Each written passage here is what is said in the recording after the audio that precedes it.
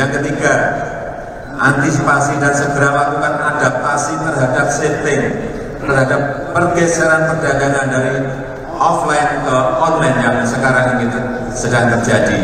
Perubahan digital memang sudah tidak bisa kita lawan dan justru harus dirangkul dan digunakan untuk meningkatkan perdagangan kita.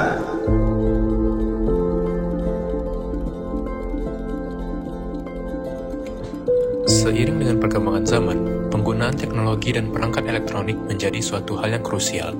Keberadaan internet juga melunturkan batasan-batasan fisik yang ada di dunia nyata dan mempermudah akses terhadap informasi. Fenomena ini dipercepat dengan adanya pandemi COVID-19 yang membuat manusia semakin bergantung pada perangkat digital. Mulai dari pelaksanaan rapat hingga melakukan pembayaran tagihan, semua dapat dilaksanakan melalui perangkat digital. Sebagai ASN milenial pun, kita dituntut agar dapat menguasai penggunaan perangkat elektronik untuk melengkapi kriteria sebagai Smart ASN yang sejalan dengan lingkungan global dan era digital untuk mewujudkan birokrasi berkelas dunia. Namun, tahukah kalian, seiring dengan kemudahan yang diberikan, terdapat juga ancaman-ancaman yang membarengi perkembangan dunia digital dan tentu menyasar para pengguna internet, termasuk di Indonesia. Lalu, bagaimana cara kita menghadapi ancaman-ancaman tersebut di era digitalisasi saat ini agar tetap bisa mendukung kemajuan bangsa dan negara? Jawabannya, wawasan kebangsaan. Apa sih wawasan kebangsaan itu? Menurut Lembaga Administrasi Negara, wawasan kebangsaan adalah cara pandang bangsa Indonesia dalam rangka mengelola kehidupan berbangsa dan bernegara yang dilandasi oleh jati diri bangsa dan kesadaran terhadap sistem nasional yang bersumber dari Pancasila, Undang-Undang Dasar Negara Republik Indonesia tahun 1945, Negara Kesatuan Republik Indonesia, dan Bhinneka Tunggal Ika, guna memecahkan berbagai persoalan yang dihadapi bangsa dan negara demi mencapai masyarakat yang aman, adil, makmur, dan sejahtera.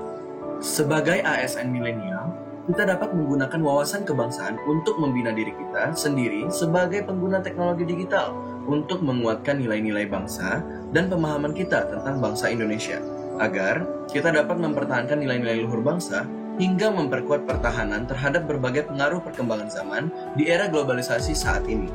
Kita, sebagai warga negara Indonesia yang baik dan memiliki etika digital, harus memiliki tanggung jawab moral, di mana Pancasila, Undang-Undang Dasar Negara Republik Indonesia tahun 1945, Bhinneka Tunggal Ika, dan Negara Kesatuan Republik Indonesia sebagai 4 konsensus dasar berbangsa dan bernegara bisa diaktualisasikan dalam kehidupan sehari-hari, termasuk di ruang digital. Maka dari itu, mari kita dengarkan kesuksesan ruang digital Indonesia yang mengharumkan nama bangsa Indonesia. Banyak cara yang dapat kita lakukan untuk mengharumkan nama bangsa Indonesia di mata dunia. Salah satunya adalah dengan memanfaatkan ruang digital untuk berprestasi. Contohnya e-sport. Saat ini, tim nasional Indonesia di bidang e-sport telah banyak mendulang prestasi di level internasional.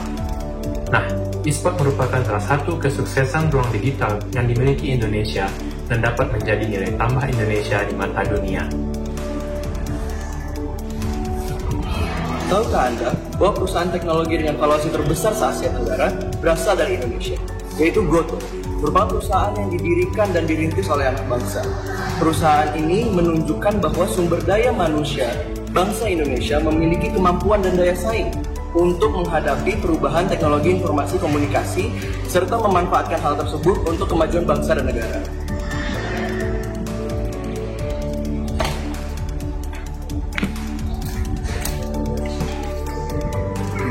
Siapa bilang Indonesia tidak bisa bersaing? Seringkali ya kita jumpai pemuda-pemudi Indonesia banyak memiliki keterampilan seperti seni, bernyanyi, dan karya lainnya hanya dengan mengakses dan menggunakan fasilitas belajar yang ada di ruang digital. Hebat kan?